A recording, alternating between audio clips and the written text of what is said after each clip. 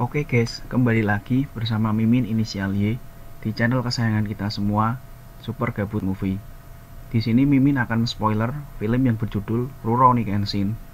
Film yang disutradarai oleh Keiichi Otomo ini rilis pada tahun 2012, yang dibintangi oleh Takeru Sato sebagai Himura Kenshin, Emi Takei sebagai Karo Kamiya, Munetaka Aoki sebagai Sanosuke Sagara, Yu Aoi sebagai Megumi, Taketo Tanaka sebagai Yaiko, Yosuke Eguchi sebagai Fujita Goro, Teruyuki Kagawa sebagai Kanryu, dan Koji Kikawa sebagai Jine.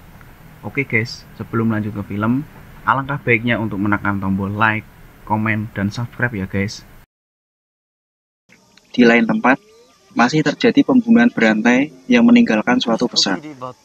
Awal mula ketika seorang pria yang sedang membaca sebuah informasi, datang seorang wanita yang menyerangnya, karena mengira pria tersebut adalah Batosai. Lalu dia menjelaskan kepada si wanita kalau dirinya ini adalah seorang pengembara. Era baru dimulai. Sambutan dari Laksamana Arimoto Yamagata dibuka. Sejak 10 tahun yang lalu, negaranya akan membuat pemerintahan yang baru dan maju. Dan era ketakutan dan kekerasan pun telah berakhir. Di sisi lain, Tuan Kanryu yang didatangi oleh polisi sambil menjelaskan kalau anggotanya polisi ada yang tewas saat menyamar dan pembunuhnya mengaku kalau dia ini adalah seorang Batosai. Dia menjelaskan bahwa samurai sudah tidak ada dan zaman telah berubah.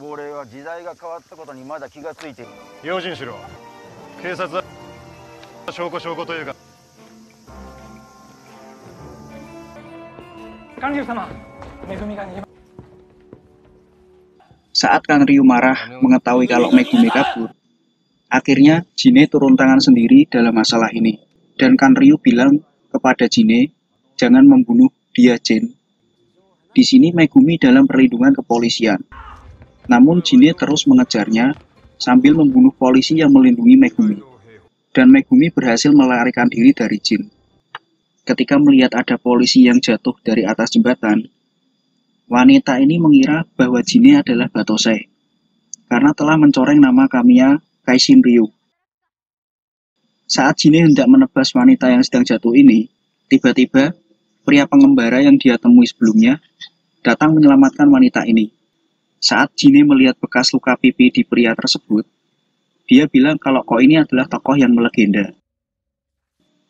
Dan justru di matanya tidak berfungsi sama sekali jutsu yang ia gunakan kepada si pria tersebut. Sambil terus dikejar polisi, kemudian wanita ini membawa pria tersebut ke tempatnya.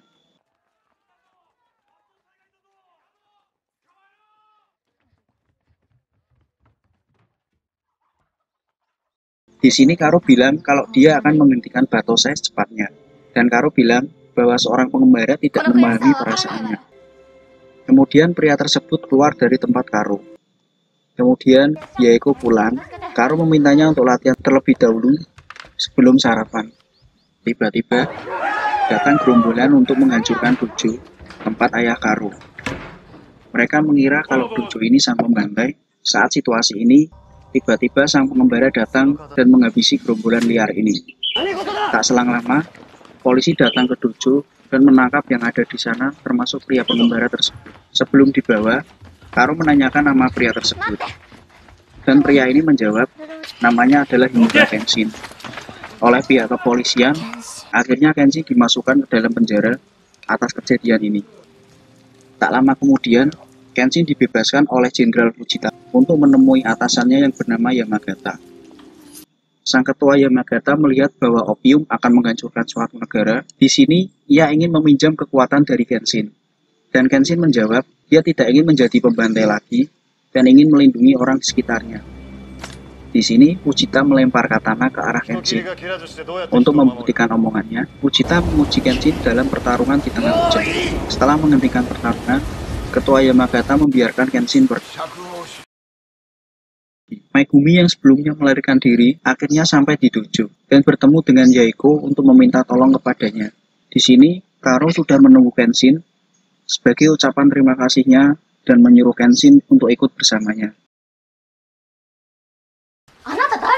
Saat tiba di Dojo, Karo terkejut dengan seorang wanita yang baru saja keluar dari kamar mandi dan memperkenalkan dirinya dengan Kenshin, orang yang dia dengar